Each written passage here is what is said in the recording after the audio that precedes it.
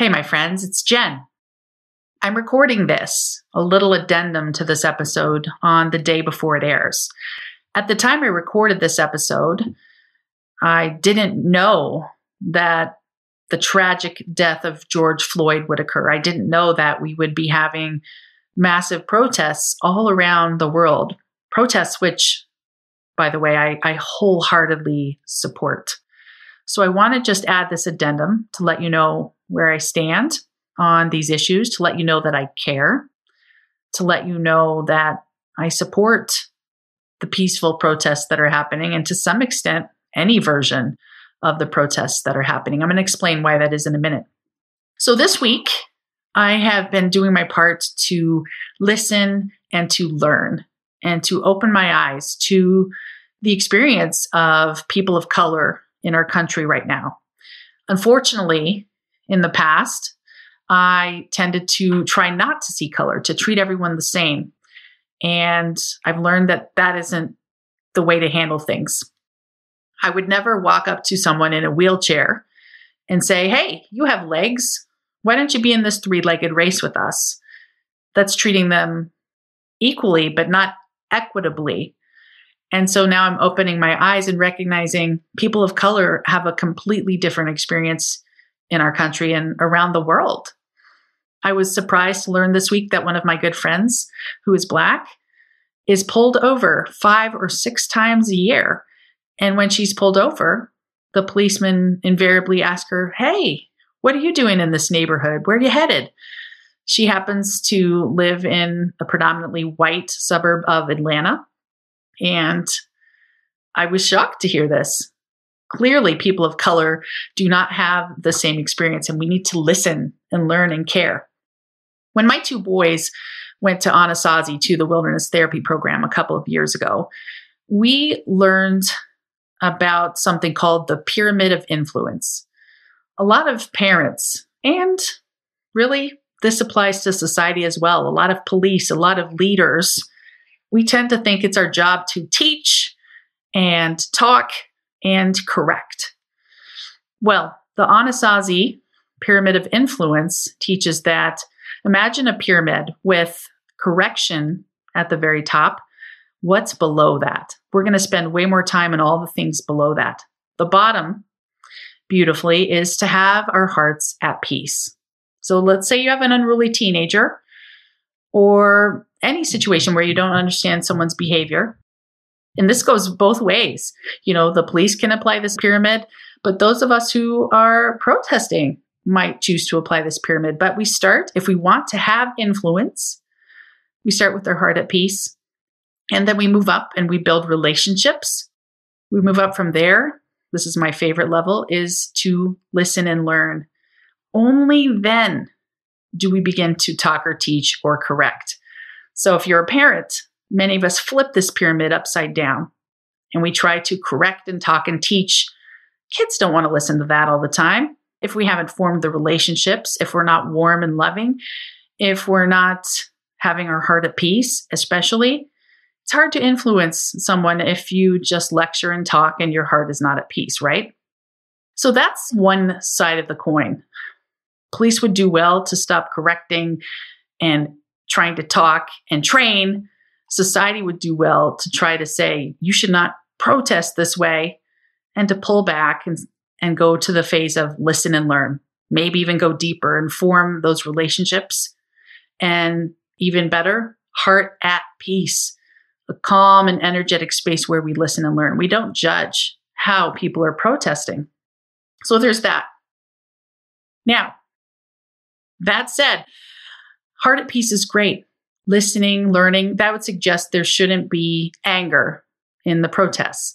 Now, like anyone, I don't think it's okay to destroy property, to destroy innocent business owners' source of income.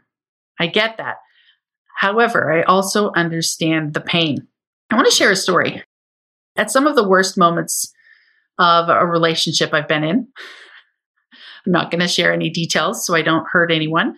There have been moments when I have been gaslighted, where the other person did not show remorse or empathy or seem to care.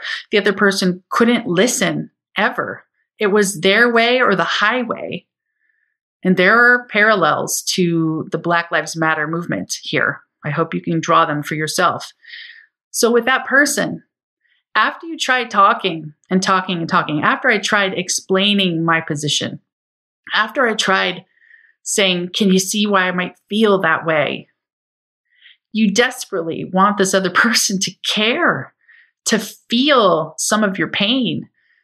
And sometimes some people can be so stubborn.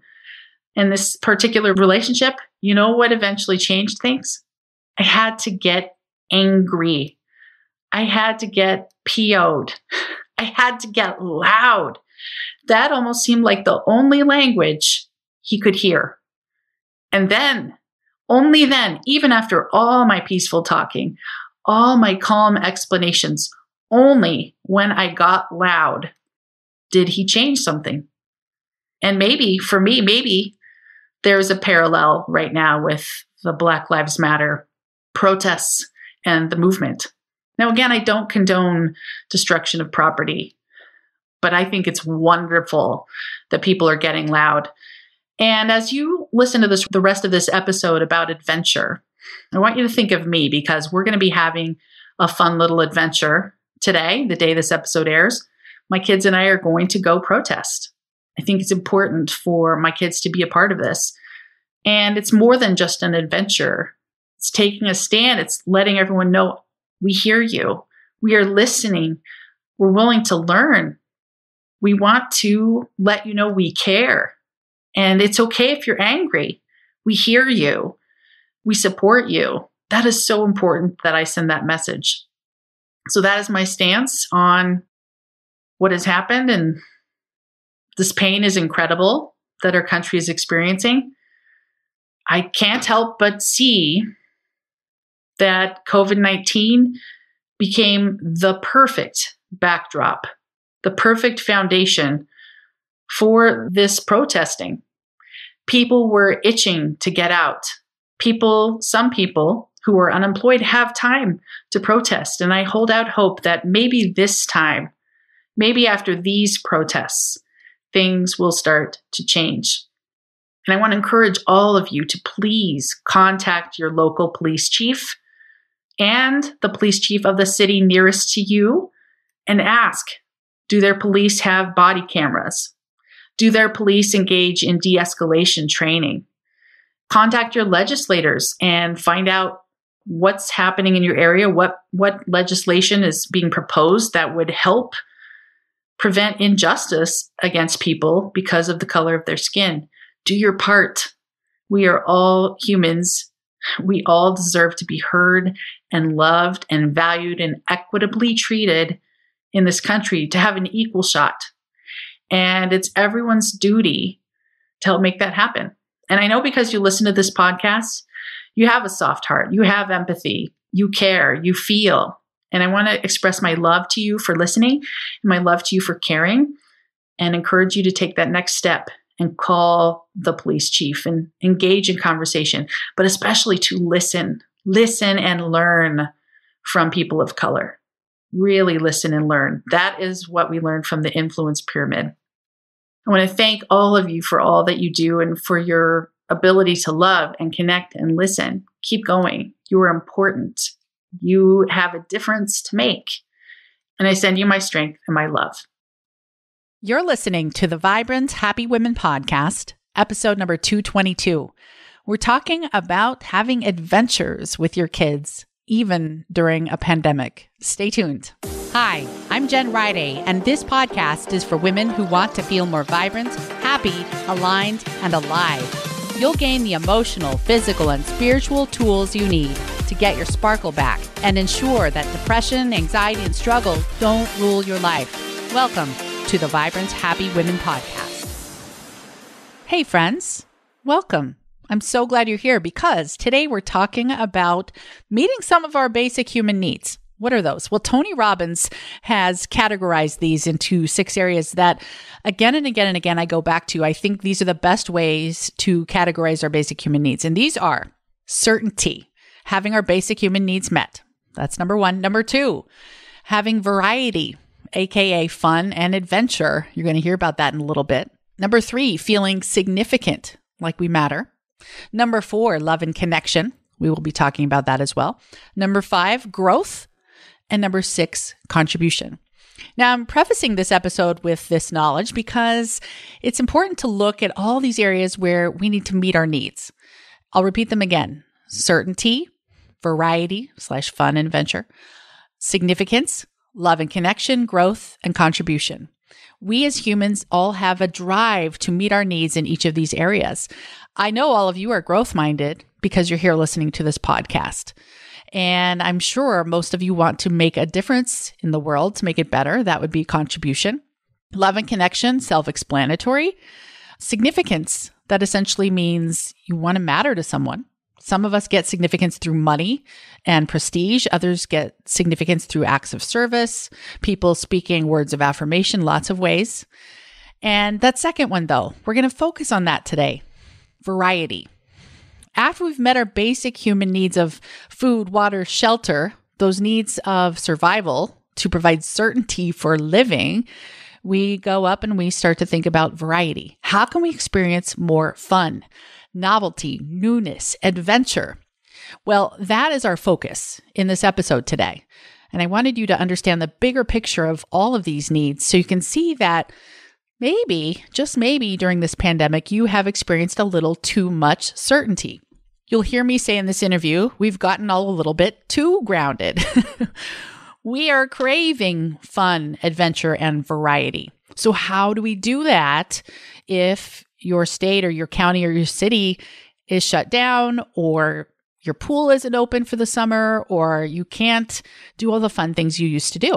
Well, we're talking about that in this episode. My guest today is Greta Eskridge, and she's the author of Adventuring Together, How to Create Connection and Make Lasting Memories with Your Kids. It's so important that we find ways to create that fun, adventure, and variety, even if we can't do the things we normally do. What do we do, though? We just have to think out of the box. Maybe you take up disc golf for the first time ever, which my best friend Kit told me to try. Maybe you get out a roll of tinfoil and tell your kids to create a marble maze with it. There's a million ideas. We just have to think out of our normal boxes. And this could be the summer where we create way more adventure and way more fun than we've ever had before. How do we define adventure? It's essentially doing something we've never done before or something that is out of our normal routines. So adventures can be brand new, like walking a new trail like we did in our neighborhood over this past few months. Or it can be repetitive, where you walk the same trail over and over again, but the adventure becomes looking for something new on that trail. You're seeing a tadpole become a frog, which you're going to hear as an example in this interview. So all of these things have merit, and I want you to listen to this interview with an ear for understanding how you can make life more adventurous and fun, even during a pandemic. What does that look like this summer and beyond? You've got this, mamas. You've got this for yourselves and for your kids. We just have to do a little creative thinking. So with that said, let's go ahead and hear some of this awesome wisdom that Greta is going to share with us today. Hey everyone, Greta Eskridge is my guest today, and she's a second-generation homeschooling mom of 4. Her message of deeply connected and intentional parenting began as a blog, which blossomed into a writing and speaking career. Now Greta helps parents and kids create connection in a disconnected world on her website and speaks around the country through her wild and free homeschool conferences. Greta's been married for 21 years and lives in California. She's a mom of 4, like I said before, and we're going to be talking a little bit about her new book, Adventuring Together, How to Create Connection and Make Lasting Memories with Your Kids, especially during a pandemic. So welcome to the show, Greta. Thanks so much for having me. I'm thrilled to be here. I'm super excited. I was just lying in bed last night, feeling some of the grief of coming to true terms and true acceptance with the fact that even though social distancing, quote unquote, is coming to an end in many states, it doesn't really mean getting back to normal like I was hoping it would mean, and the loss, I guess, of summer. So I'm super excited to talk with you because I bet there's a way to still feel adventurous this summer during a pandemic. So let us know what you've been thinking about and how you can save us all. Oh gosh, the pressure. Ironically, when I wrote this book, I never even dreamed it would be coming out in a pandemic. It's been a huge shift of gears, not just for my family, but even for launching my book. It's actually turned the whole book launch into an adventure, a new one. So why is adventure important for kids in general, even when it's not a pandemic, for example? Well, I think inside all of us, there is a longing for adventure. And adventure doesn't just mean that, we all need to, get on the back of a Harley and ride across the US, or strap our kids into an RV and drive, from Alaska to the tip of South America. It can be something smaller than that, but we all long for adventure the same, in that we want something that takes us outside of our regular day-to-day life, and it provides us with something exciting, something new to look forward to, because when our regular routine is shaken up, then it gets us out of just going through the motions. And I think that has become very clear to us during this pandemic, because it is very easy for us to feel like we've fallen into a routine and we want something to shake us up. We need that. And we might not even, under normal circumstances, be aware of how much we need it. But right now, I think a lot of us are very aware, and kids feel that too. It's not just adults, but kids do as well. Mm-hmm. You mentioned routines, and as you mentioned that, I thought through what that meant for me. And I thought, it's a feeling of stuckness when the routines become too routine. There's the phrase in yoga that we need to get grounded. But I think this is our version of getting too grounded. Yes. Yes. Yeah. Yeah. And I think the thing is that when we step outside of our regular routine and what we do all the time and our busy schedule and just all the things that we have to do, we step outside of that, even for just a little bit. It allows us to connect with ourselves and then with the other people that we're adventuring with. It allows us to connect in a different way, because all those other things that are around us distracting us from that connection, and just the distraction sort of fades away, and we can just concentrate on our time together. And that's really important. And it's harder to do when we're just doing our regular everyday thing. Oh, so you're saying when we do something new, the connection goes better, kind of? Yes. Yeah. And that's why I love the idea of connecting through adventure, because when you're outside of that everyday routine, what we're doing all the time, our heads down, we're just going through the motions. Like, we don't even have to really think. But when we're outside of that, it's like our eyes open and we just become more aware. It's like going for a walk in a new neighborhood rather than the neighborhood you walk your dog in every day. All of a sudden, you're looking around and you are more aware because it's a new place and you want to take the newness in. It wakes you up. And that's what I think adventuring and connection, how they combine, because you're outside of that regular routine and you open your eyes and you look around and you're like, oh yeah, wait, this is new. I don't have to just keep plodding along one step in front of the other. I need to look around and take it all in. And I need to be with this person that is beside me. That makes a lot of sense. I just read a friend's Instagram post and she said, for the first 8 weeks of our lockdown, it was great.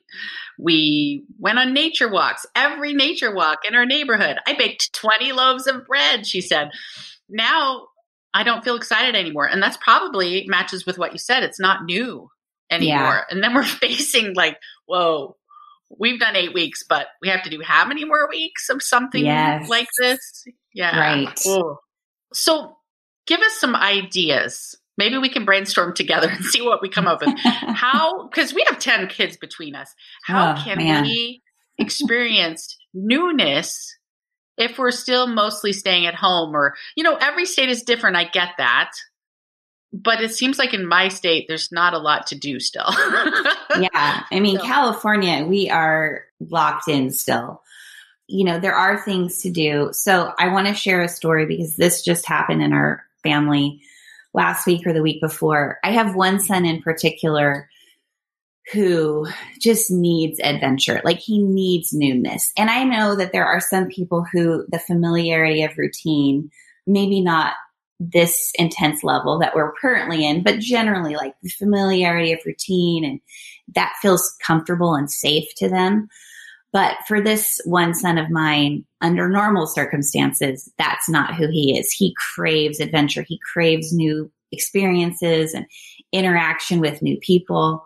So being home as we have been for the last 8 weeks has just been like almost soul crushing to him. He's really struggling. And so, a lot of times by late afternoon, he's just grumpy or mopey or, bickering with his siblings, and he's just really struggling. And, he'll even be sad. He's cried and said, I miss my friends. I miss being away from home. And so we've been trying to just help him, not just to say, well, this is what we have to do, suck it up, buttercup, but to be understanding of how he feels and to provide him with ways to have an outlet. So that particular day, he was really struggling. And my husband said, William, I have to go under the house after work and do something to our internet or something. I don't even know what it was. And he's like, why don't you come with me? And, I think in normal circumstances, William might have been excited about that. But at this point, he was very excited. So he went in his room and put on old dirty jeans and, old sweatshirt and found a paper mask and a headlamp. And he was just so excited because he was doing something new. And he went under the house with my husband. They came out a half hour later, just filthy dirty. William was grinning ear to ear. He found a possum skull. He came out and said, everybody, find your headlamps. Get some old clothes. You have to go under the house with me. and the rest of us, we looked at them and they were disgustingly dirty. And we're like, we're good. Like, that is so awesome. You had that experience. But just that small thing, the newness of going under the house, which you think that is, how can that be a great experience? But because he wanted to do something different, and it provided this small outlet, a moment of connection with his dad and the opportunity to do something new. So normally we might not consider that as an option, but if you think outside the box and you're willing to let your kid get dirty, go in the attic, go under your house, explore the back corner of your property that you've never been to before. Just sort of things that you normally would not consider doing around home. You never know what adventure is waiting.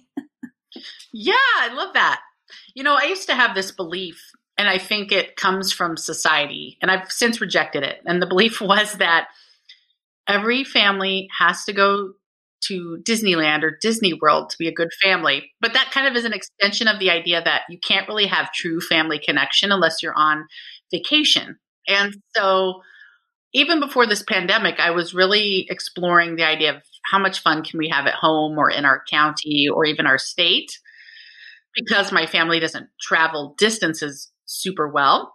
You're saying we can experience the same effect even in our own homes if we just try to find new things to do or experience or see, maybe? Right. I have a whole chapter in my book about this because I feel like what you just said is sort of a problem with the message we've been fed about connecting with our kids and connecting as a family, that if it's not a grandiose adventure, it doesn't count. And that we have to meet this criteria. And, I even talked about in this chapter that I felt when I was writing the book, am I really qualified to write this book? 2 of my kids have never even been on a plane because we don't travel much. I went on my first backpacking trip when I was 42. We've never taken our kids to, Iceland or even the Grand Canyon? Like, do we qualify as real adventurers? But I think if instead we stop comparing ourselves to the Instagram accounts that are these massive adventurous families, and we just say, well, what does our family need? And what are the adventures that will bring us together? Then we take the comparison part out of it.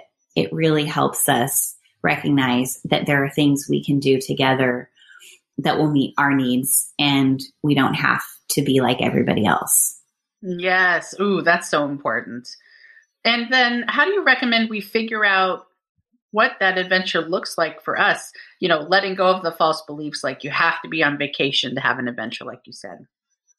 Well, I think you have to be creative. You have to think outside the box. So, for example, another way that my family's adventured together, and one that I've been doing since I was a little girl, because my family also, growing up, we didn't travel very much and we had to do a lot of things around home, reading books. And I know to some people you can say, well, that's a cop out. But honestly, I still recall the books that my mom read aloud to my brother and I, and we visited places through the pages of a book that we've never got to see in real life. Most of them I still haven't seen in real life, but they're still such a part of my experience and the connected experience with my mom, but also just my own feeling like I got to enjoy this experience traveling or having some sort of, exciting moment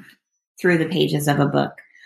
Another would be to just simply, like you said earlier, explore your own town. And I can remember when I was a kid, one of the things my dad would do is we would put the bikes in the back of the van, and he would drive us to, some part of our town that was rural that we hadn't explored yet. And just the experience of bike riding in a new place, it's like, like that whole idea of walking your dog in a new neighborhood. Suddenly you're looking around and it's not the same. And therefore it just feels more exciting and you're just glad to be there. So even just in your own hometown where you live, you can search out newness. It just takes a little bit more effort. I have a funny story to go with that.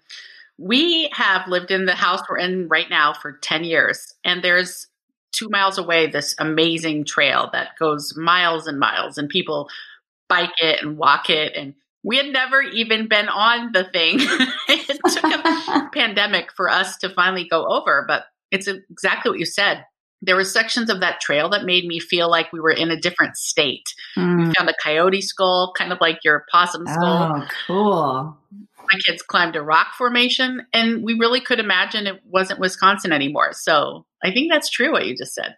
It's just real easy for us to discount the places around us and say they don't count and we have to go somewhere far away for it to really matter. But I know from personal experience, that's just not true. In fact, my kids and I, we hike together every week, and we have places that we go to again and again. And even seasonally, they change. I mean, I can imagine where you live, they really change seasonally, because California, we kind of only have 2 seasons.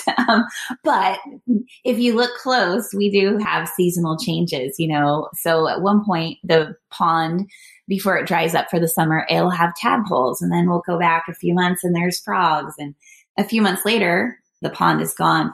And so even doing things repeatedly, if you train yourself to look for the change and you teach your kids to be curious and to look for small differences, that's a really wonderful life skill as well, to really look around you and to be observant and to appreciate the small gifts and not just the big things as well.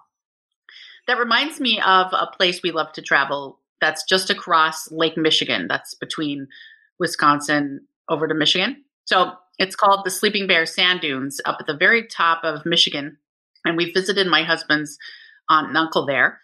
And my greatest memories of that place are all these trails. And we walk them every time we go.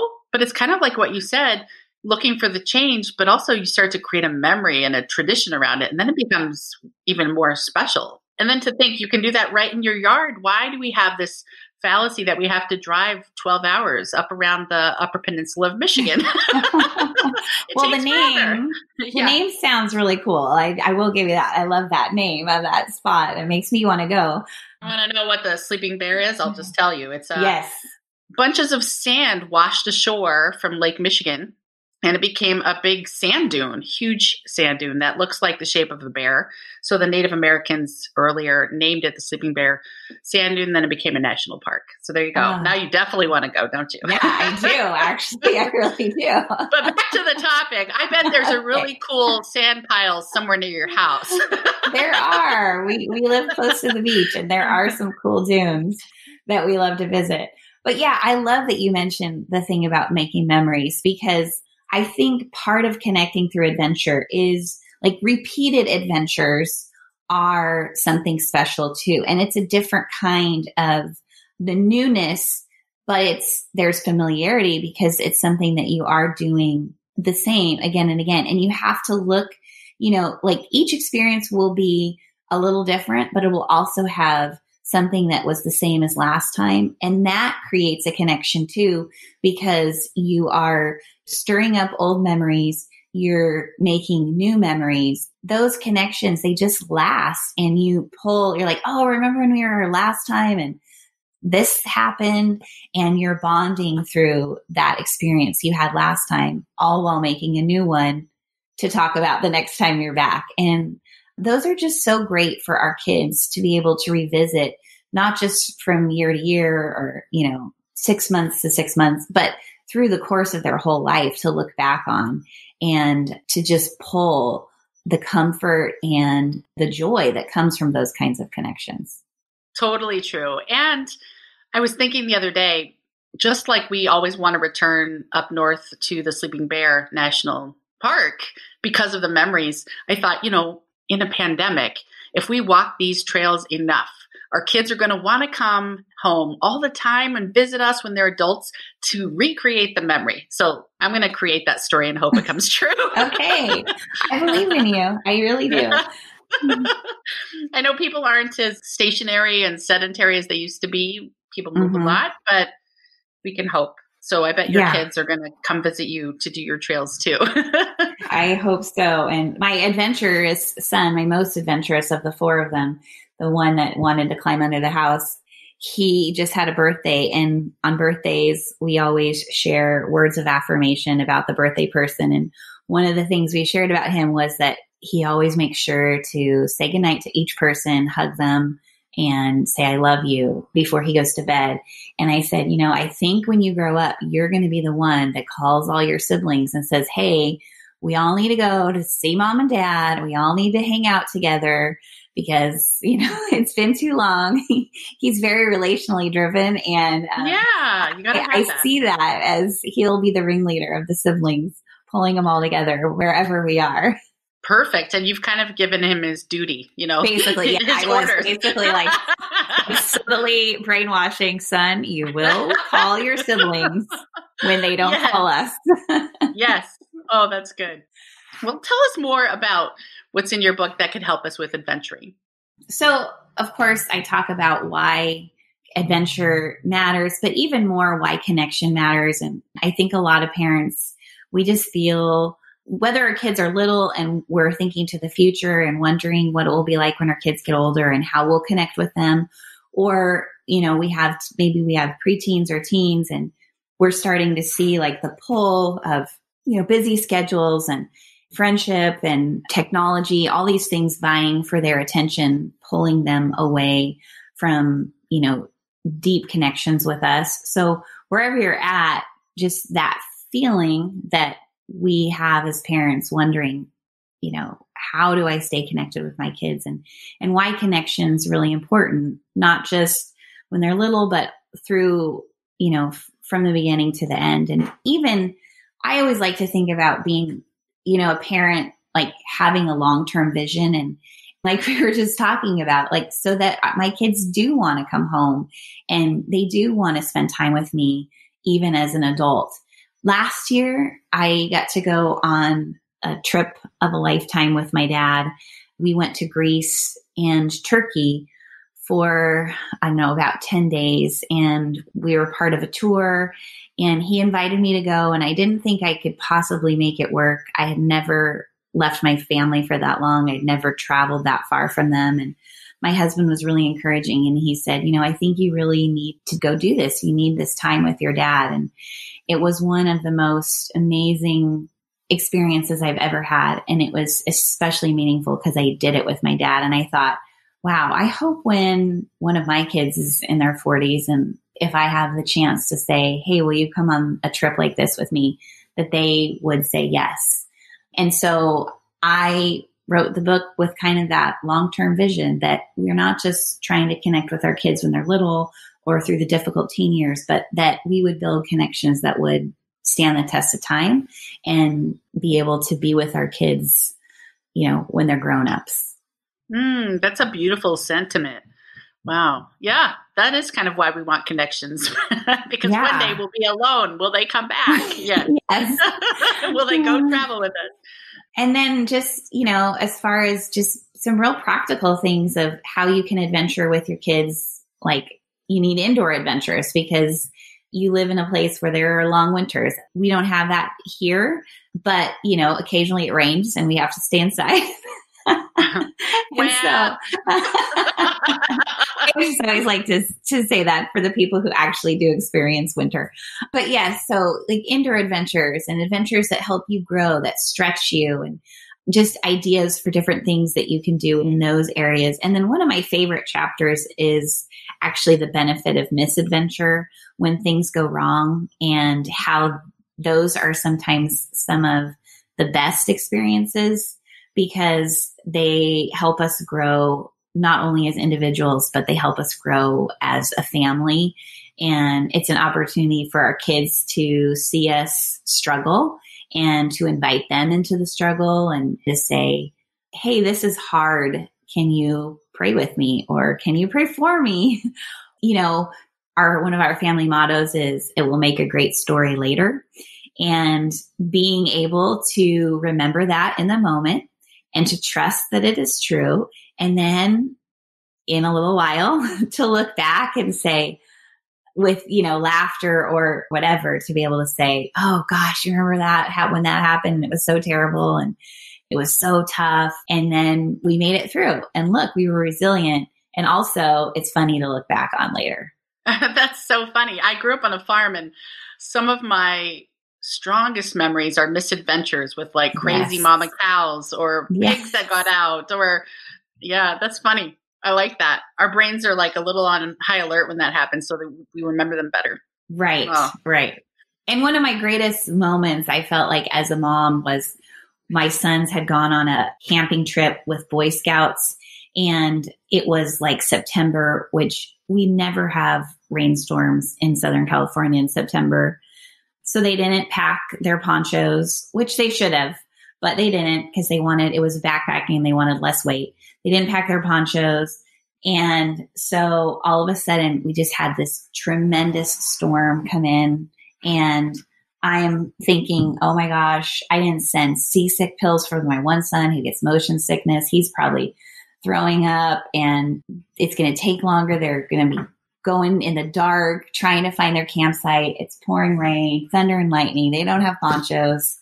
And I just felt so bad. I felt like I hadn't made sure that they were adequately prepared, and I hadn't done my job as a mom. They came home and I said, how was it? And they're like, oh man, it was the worst. The mud was so terrible. And kids were sick on the boat. And one of my boys said, I had to stand in the boat and the waves were huge and I was trying to pee. And he said it was like being on a Star Tours ride at Disneyland. And he's like, I couldn't get it in the toilet. And he goes, and I was just laughing and I just kept thinking, this is going to make a great story later. And I just felt like, oh, wow. Like they really do listen. It's sinking in, and they can hold on to that knowledge that in the middle of misadventure, it's going to be okay. I think I'd like to leave it right there. In the middle of this big pandemic misadventure, it is going to be okay. It as is. Well. What memories? Our brains are really going to remember this, just like everyone remembers the Great Depression. There are good memories that come of it. So everyone grab Greta's book, Adventuring Together, How to Create Connection and Make Lasting Memories with Your Kids. It is really good and inspiring. Greta, thank you so much for being on Vibrant Happy Women. Thank you for having me. It was great to talk to you. I can't wait to come visit the Sleeping Bear sand dunes. Okay. When I can travel again. Pick me up. Yeah, pick me up on your way. Okay. Take care, Greta. I'm so glad Greta and I had this conversation because I've been thinking ever since, what am I going to do this week to create more fun and adventure in my life for myself and for my husband and I together and for our kids? Speaking just of the kids, here's what we're going to be doing this week. Maybe we'll give you some ideas. I would love your ideas, so email them to me at support@jenriday.com. Here's what I have. I'm going to get out some tinfoil. They each get a tube of tinfoil, and they can create marble tunnels or even waterfall tracks. I did this with my kids probably a decade ago, and it was super fun. You go outside and let them create little mazes from top to bottom with tinfoil, and then you trickle the water down or run a marble down it. I'm going to see how that works. We're going to do bike washes and car washes, trail walk again, social distance bowling, if we can find an alley that's open. We're going to get out our baby pool and our new sprinkler, and we're going to keep gardening. Now, a word about gardening. Here's what I've been thinking. Pre-COVID-19, our society, at least in the US, for many people, was busy, stimulating, scheduled, fun, adventurous, almost to the point that it was too much. So what happens when we have constant stimulation? It's almost like a drug user who becomes so flooded with dopamine that their brain starts to reduce the number of receptors for that dopamine. So they have to constantly strive to get a bigger and bigger and bigger hit so that they can get the dopamine they need, because there's less receptors in their brain to pull that dopamine up from the synapses. Well, we were doing the same things, I think, sometimes. My second son would often say, I'm so bored. And he had just completed about 3 or 4 adventures in one day. And so my theory is part of why the pandemic has been so hard, we suddenly have had way less dopamine flooding through our brains with less adventure. So what happens? Well, when a drug addict quits their drugs, they have to spend about 2 months regrowing more dopamine receptors because there's a regular, normal amount of dopamine in their synapses. Their brain wants to pull some of it up. They start to grow new receptors for the dopamine. That means it takes them 2 months to feel stable again. Maybe for us, we've been regrowing some dopamine receptors, and that means we're able to experience normalized levels of pleasure again. Okay, enough science. What do I mean? What do you mean, Jen? I'll tell you. Maybe, just maybe, this stabilization period, this great awakening, will increase our ability to experience joy from smaller things, like gardening, going out and seeing that your watermelon vine grew 4 inches.